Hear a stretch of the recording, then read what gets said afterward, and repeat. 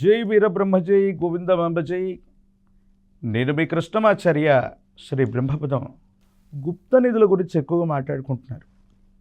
ఈ మధ్య మీడియాలో చూసినా, సోషల్ మీడియాలో చూసినా గుప్త నిధుల తవ్వకాల కోసం జంతువులను బలి ఇవ్వటం, కొన్ని చోట్ల అమానవీకంగా ఇంకా నరబలులు కూడా ఇస్తున్నారన్న వదంతులు, లేదా నిధి నిక్షేపాలు లభిస్తాయని కన్న కూతుర్నో కొడుకునో బలిచ్చినటువంటి తండ్రి. ఈ విషయాలు మనం చూస్తున్నాం.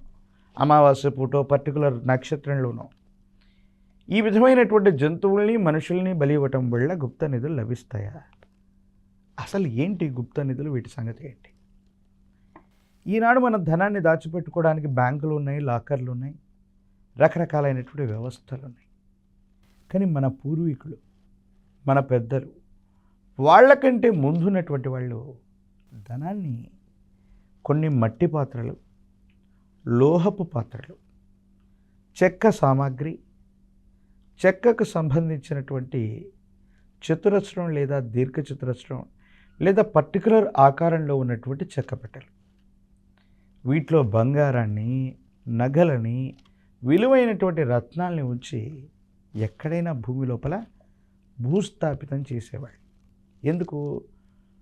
వాళ్ళు బాగా సంపాదించి ఉన్నారు, ఎక్కడ దాచాలో తెలియదు, దొంగల యొక్క భయం ఉంటుంది, లేదా వేరు వేరే కారణాల వల్ల వారి కుటుంబానికి సంబంధించినటువంటి వంశాంకురాలకి అది ఉపయోగపడాలి.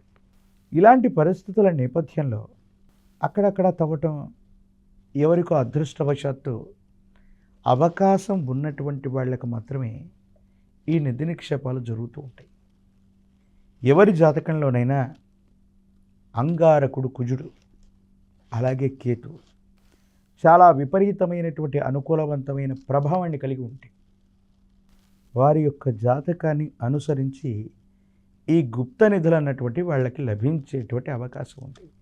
వాళ్ళు ప్రయత్నం చేసినా, ప్రయత్నం చేయకపోయినా వాళ్ళ జాతకంలో ఈ గ్రహాలు యోగించగలిగితే మాత్రం తప్పనిసరిగా ఆ అంతర్దశలు, మహర్దశలు, ఆ భుక్తుల్లో తెలియకుండానే విలువైనటువంటి వస్తువులు దొరుకుతుంటాయి. అందుకే ఈ మధ్యకాలంలో ఆంధ్రప్రదేశ్లో అక్కడక్కడ వర్షాలు పడుతున్నటువంటి సందర్భంలో కొన్ని ప్రత్యేకమైనటువంటి ప్రాంతాలు, అనంతపురం, కర్నూలు పరిసర ప్రాంతాల్లో వజ్రాలు దొరుకుతున్నటువంటి వార్తలు మనం వింటున్నాం. వాటిలో వాస్తవాలు కూడా కొన్ని ఉన్నట్టుగా మనం మీడియాలో చూస్తూ ఉంటాం.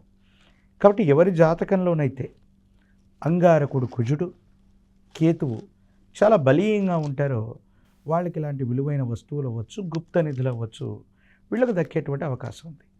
కానీ మూఢాచారాల చేత, మూఢ విశ్వాసాల చేత ఏముందో తెలుసుకోకుండా జంతువుల్ని, పక్షుల్ని, మనుషుల్ని బలి ఇస్తున్నటువంటి దాఖలాలు ఉన్నాయి.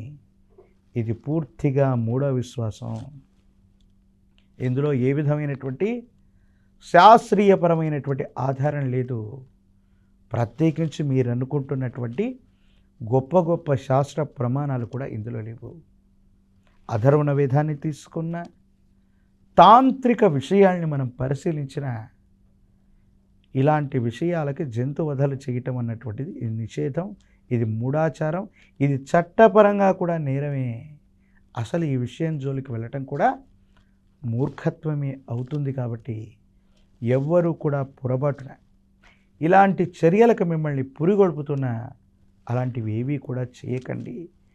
ఒకవేళ భగవంతుడి యొక్క అనుగ్రహం ఉండి, అలాంటి పరిస్థితులు ఉండి, ఇలాంటి స్థితిగతులు ఉండి మీకు సిద్ధించాలనుకున్నట్టయితే మీరు తప్పకుండా చేయదగినటువంటి ఒక కరత ఉంది. అదేంటో తెలుసా? లక్ష్మీ కుబేరుడికి సంబంధించినటువంటి పూజాది క్రతువు.